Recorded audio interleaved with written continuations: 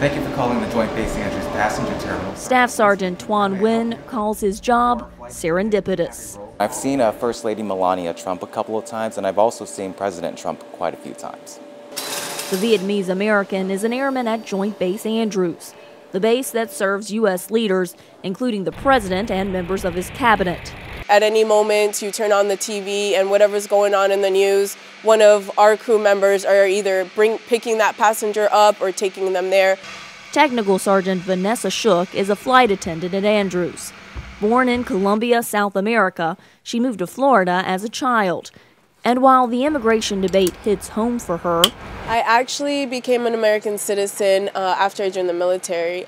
As an airman, she puts politics aside. We're all here to support and defend the Constitution, and he is our commander-in-chief. Just walk on through. It's a sentiment arms out, heard across the base. The military is not like any other employer. We're a family. Tom Mahoney is an equal opportunity specialist on base. He says diversity has made the force stronger since he joined decades ago, and he now works to address discrimination. We see it every now and again. Unfortunately, I'm not surprised. Mahoney says the base of 12,000 troops sees roughly 5 to 10 complaints of discrimination each year, with racial discrimination ranking third among complaints, after retribution and ageism. At the base's chapel, Major Crystal Jones says remnants of discrimination still exist because for years racism went undiscussed. There is still the good old boys network, and that is normally the good old white boys network. When it comes to racial discrimination, Jones says there is a lot more awareness today of what she calls the way things really are. I think there has been a time in our country and our communities where it just wasn't talked about. Race wasn't talked about. Now we're living through a time where everybody is talking about it, and so we're having an opportunity really to work some things out. In the wake of years of race riots from turmoil across the country, the military has been very vocal about treating each other with respect. From the halls of the Air Force Academy, if you can't treat someone with dignity and respect, then you need to get out.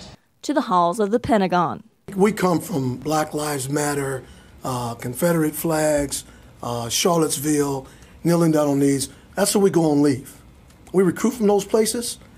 We go back on leave in those places. Don't think for 1 second we don't recognize what's going on out there. Yet we set aside all of those differences to go forward and be willing to die for the very people that we love. And at the President's base, Technical Sergeant Naeem Singleton says he's proud of the military's stance when it comes to race-related issues. Myself, just for being African American, my wife is Caucasian, I couldn't be a part of the Air Force if I didn't think they had a policy that had a zero tolerance. And as a father to a young biracial daughter, he says it's important that his base set an example for future generations, so that she'll be judged by her character rather than her racial background. Carla Babb, VOA News, Joint Base Andrews.